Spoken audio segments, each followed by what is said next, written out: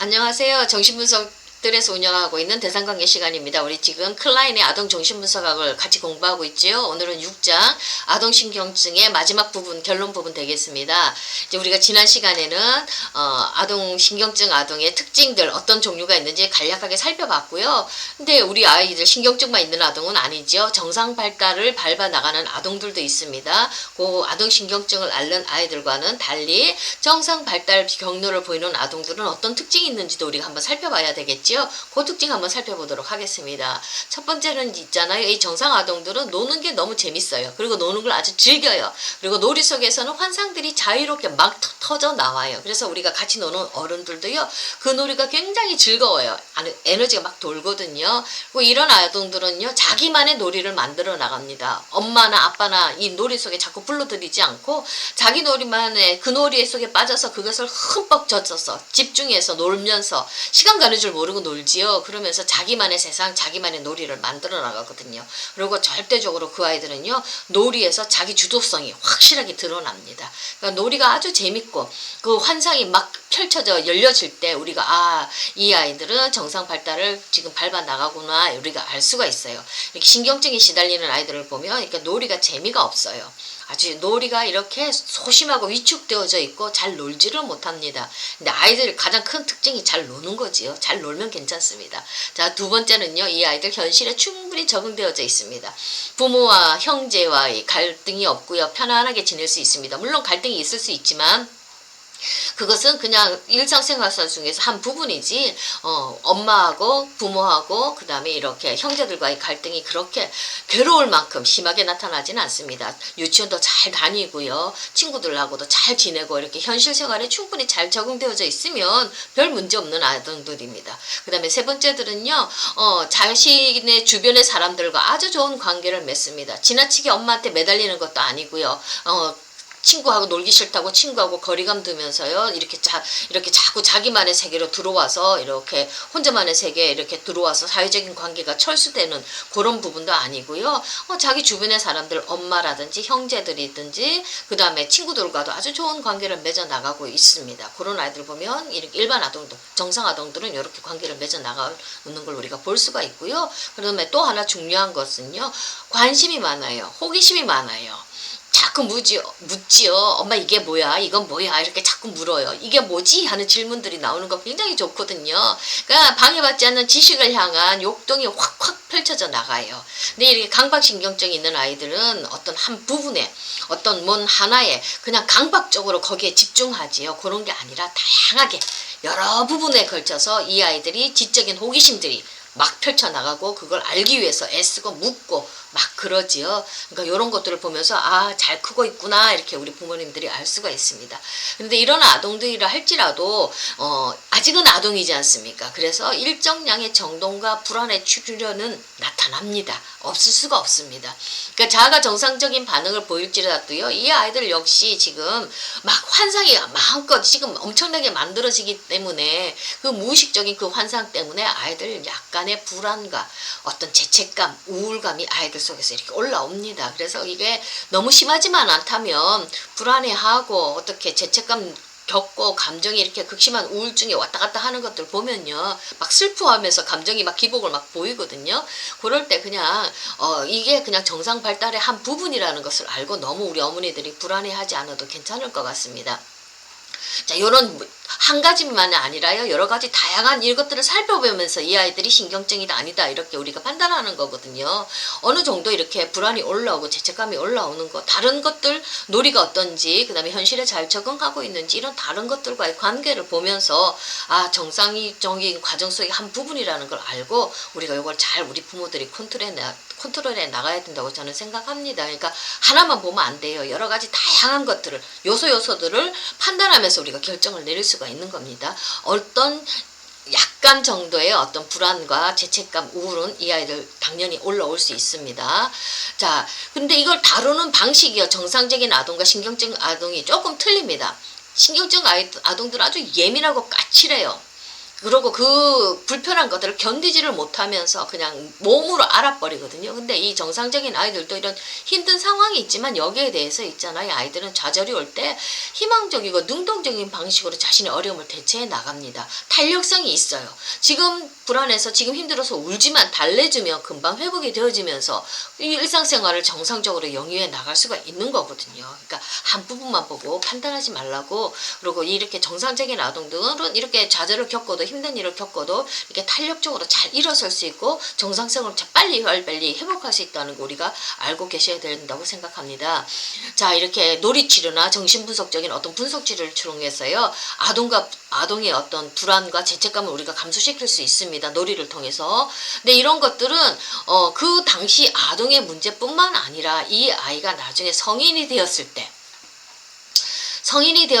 이 아이의 어떤 성격 장애를 앓는, 그리고 또 성인 신경증을 미리 예방할 수 있는 좋은 예방책이 될 수가 있습니다. 저도 이렇게 놀이치료 하다 보면요, 그 아이들의 환상을 이렇게 이제 볼 수 있으니까 이렇게 들여다보면요, 아, 이거 그대로 내버려뒀다간 얘 편집증 성격 장애자 되겠다.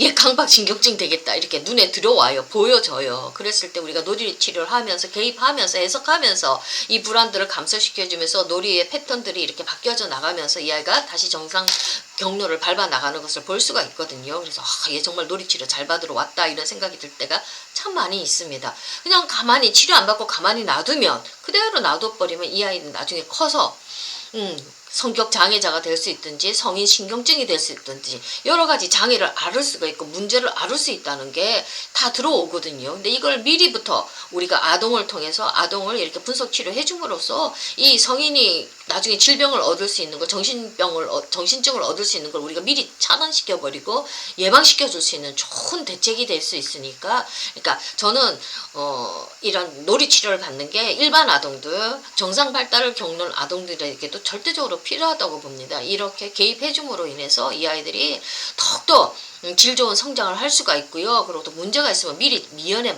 방지할 수 있으니까 아주 좋지 않습니까? 그러니까 이 놀이치료라는 게, 분석치료라는 게 성인 신경증을 미리 예방할 수 있는 그런 구조가 될 수 있다는 거, 그런 기회가 될 수 있다는 거 우리가 잘 알고 있어야 된다고 저는 생각합니다.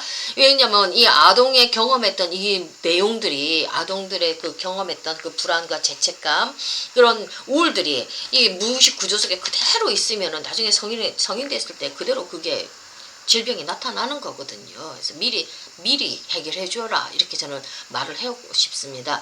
그다음에 자, 이렇게 우리 근데 한평생 놀이치료 할 수는 없지요. 아이들도 이렇게 어느 정도 치료를 하면 분석을 종료해야 될 시점이 있습니다. 그리고 당연히 놀이를 보면 이제 서서히 이 아이 이제는 이 분석을, 놀이치료를 종료해야 되겠구나 하는 사인들을 보낼 때가 있거든요. 그거 한번 살펴보도록 하겠습니다. 자, 아이들 놀이는 아이들 마음속으로 우리가 깊이 들어가게끔 만들어주지요. 그거 아이들의 마음의 언어거든요. 근데 이걸 가만히 이렇게 들여다보고 있으면요, 이 아이가 놀이를 통해서 자신이 얼마만큼 어려움을 이렇게 승화시켜 나갈 수 있는지 그 능력을 볼 수가 있어요. 이렇게 승화시켜, 고통을, 아픔을 승화시켜 나가는 그 놀이가 이렇게 나오면 이제 서서히 종료를 해야겠구나 하고 우리가 알 수가 있습니다.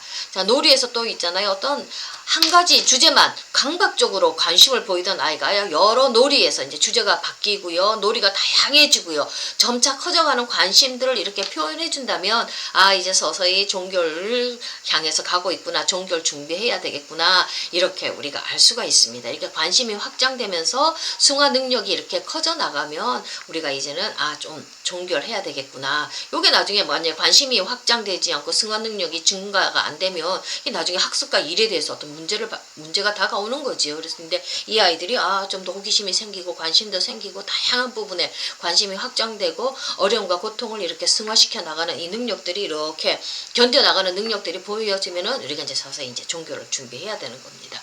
그다음에 이런 것들은요, 어떻게 이제 분석 끝나갈 때쯤 되면요, 아동의 놀이 장애가 이제 감소되어집니다. 그전에는 놀지 못하고 소심했던 아이들이 잘 놀아요. 그리고 자기 나이에 맞는 놀이를 합니다. 저 초등학교 2학년짜리가 와서 유아틱한 어린애기들 소꿉장난 놀이 한다면 조금 문제가 있는 거지요. 초등학생들은 초등학교 한 2학년 정도 되면 보드게임 많이 하거든요. 그 나이에 맞는 놀이를 하는 거를 우리가 잘 살펴봐야 됩니다. 이제 치료가 많이 진행되어지고 종료할 때쯤 되면 자기 나이에 맞는 놀이, 자기 수준에 맞는 놀이를 해요. 그리고 관심도 깊어지고요. 여러 방향으로 관심도 확장되어지면 우리가 또 종교를 해야 됩니다. 자, 아이의 놀이에 대한 관심의 발달, 그리고 그 양과 종류에 있어 변화는 그 아이의 이후의 발달에 대한 신뢰할 만한 어떤 예증을 우리한테 보여주는 거거든요. 자, 여기서 제가 쿠르트 사례 가지고 하나 살펴보면요.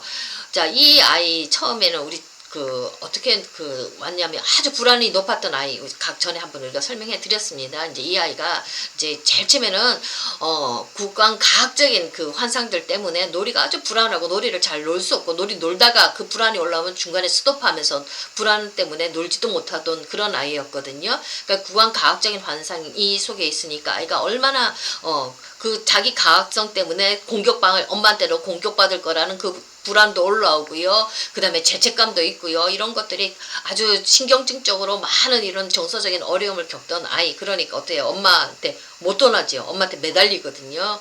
요런 아이가 이제 쿠르트인데, 이 아이가 나중에 이제 치료를 받으면서 분석을 받으면서 이제 놀이가 자꾸 변합니다. 구강과학적인 환상이 펼쳐지는 놀이에서 어떻게 변하냐면, 이제 큰 자동차나 기차하고 이렇게 가지고 있고요. 한편에는 작은 자동차나 기차를 가지고 있으면서 이 큰 거하고 작은 거하고 비교하면서 이렇게 놀아요. 그런 거 당연히 그 큰 거는 아버지의 팔로 쓰고 작은 거는 자기 음경이죠. 자신의 능력과 아버지의 능력을 비교하면서 경쟁하는 겁니다. 요건 아주 성장한다는 증거예요.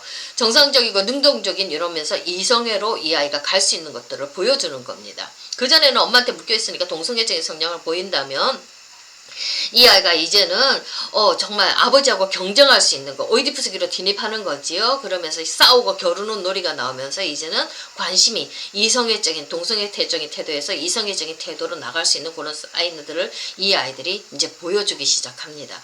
자, 그 다음에 또 한 번 하는 이 아이 이제 조금 더 치료가 되어져 가면서요. 어떻게 하냐면 막 자동차를 주차시켜주는 차고라든지 마을을 만드는 놀이를 막 해요. 아주 신나게 자동차 마을과 차고를 만들면서 막 즐거움 속에서 이 아이가 이것들을 표현하거든요. 그건 뭐냐면 이건 다 어머니 표상이거든요.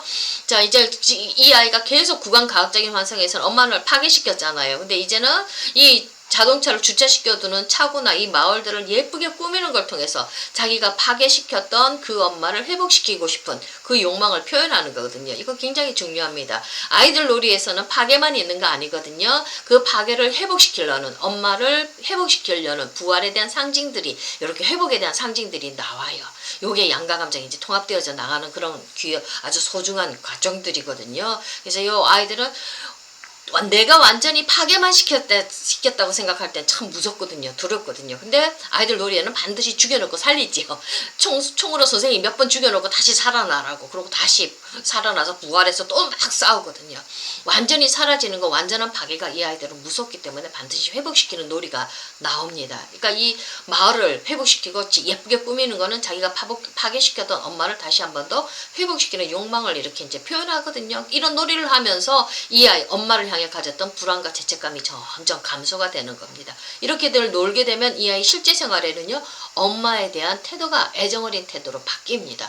이 무의식 속에 있었던 어떤 불안과 죄책감이 다 해소가 되었기 때문에 현실 생활에서는 엄마한테 그렇게 집착하지 않고요, 엄마하고 관계가 좀 부드럽게 순화가 되어져 나올 수가 있습니다. 자, 이렇게 노는 아이 그 다음 단계 진행되는 거는요, 이제는 이제 엄마하고 관계가 부드러워졌으면 분화가 되어져야 되죠. 엄마하고 이제 떨어져야 되죠. 분리가 되어져야 되죠. 혹이 놀이 속에 또 나옵니다. 이제 자신만의 집을 만들어요. 그리고 자신만의 집을 아주 잘 짓고 열심히 꾸미고 아름답게 꾸미는 일에 열중해요. 이런 놀이를 해요. 자, 요건 서서히 이제 애정대상 엄마로부터 분리해서 자기만의 집, 자기만의 인생을 만들어 나가는 게 이렇게 나오거든요. 요런 게 나오면 종료 시점입니다. 제가 오늘 이렇게 치료하고 온 아이도요, 한참 상어가 나왔어요. 구강과학적인 환상이 많이 나왔거든요. 그래서 상어가 자기를 잡아먹는 거 그런 환상들이 막 펼쳐졌는데요. 그 다음에 이제는 그 상어하고 자기하고 싸우고 상어한테서 탈출하고 여러 친구들이 가서 그 상어하고 같이 싸우고 막 그런 놀이들이 막 그냥 공격성을 펼치는 놀이들이 막 하다가 최근에는 이 아이가 지난 회기나 이번 회기에는 어떻게 했냐면 모험을 떠난다는 거예요. 여행을 떠난다는 거예요. 그러면서 자기만의 그 기찻길을 만들고요. 기차가 떠나는 거 이렇게 탁 표현하면서 놀이가 마쳤거든요. 오늘 모험을 떠나면서 여행을 떠나면서 막 보석상자가 거기 조그마한 피겨들이 있잖아요. 상어한테 잡혀먹을 그런 위험을 다 극복하면서 그 다음에 어떤 그 피겨들이 조그마한 피겨들이 결국은 어떤 보석상자에 있는 곳에 도망가는 거예요. 그 보물상자를 자기가 가지는 이런 환상의 역동들을 펼쳐주거든요. 그러니까 뭔가 항상 거기에 매달려 구강과학적인 환상에 매달려 있던 아이가 이렇게 새로운 세상을 향해 달려나가고 모험을 떠나고 그래서 자기만의 어떤 보물섬, 자기만의 어떤 집을 만들고 이렇게 됐을 때는 아이가 서서히 엄마로부터 분화되어 나오는 상징이 이렇게 놀이를 통해서 표현되어지니까 이렇게 되면 아 이제는 종교할 시점에 왔구나 하고 우리가 이제 종교를 준비해야 되는 거예요. 자 이렇게 굉장히 중요합니다. 이 아이가 애정대상 엄마로부터 이제 리비도가 거기에 꽉 묶여 있을 때 성장이 이루어지지 않지요. 무섭고 두렵고 공포스럽지요. 근데 이런 엄마를 해치고 그러니까 그런 엄마로부터 이제 불안과 죄책감이 다 해소된 다음에 이제 이 고착되어 있던 리비도가 이제 떨어져 나와서 어디로 갑니까? 이성으로 가지요. 친구들한테로 관심이 리비도가 펼쳐지죠. 그러니까 동성애에 묶여있던 아이가 이제 이성을 향해서 내 옆에 다른 친구들을 향해서 관심과 애정을 쏟으면서 관계가 점점 세상을 향해서 펼쳐나갈 수 있는 그 역동들을 펼쳐나가는 거지요. 자, 이렇게 놀이를 통해서 아이가 어떻게 성장해 나가는지를 우리가 잘 볼 수가 있습니다. 그러니까 아이의 그 놀이 속에 나오는 걸 보면서 이제는 놀이를 서서히 종료해야 되겠구나. 많이 컸구나. 이러면서 우리가 아이를 이렇게 내보내야 되는 거거든요. 종교를 해야 된다는 그 말입니다. 자, 오늘은 아동신경증 마지막 결론 부분에서 정상 발달 경로를 보이는 아동의 특징과 언제 놀이를 그만둬야 될지 종료해야 될지 그 놀이가 보여주는 사인을 읽을 수 있는 것에 대해서 우리가 한번 쿠르트의 사례를 통해서 한번 살펴봤습니다. 감사합니다.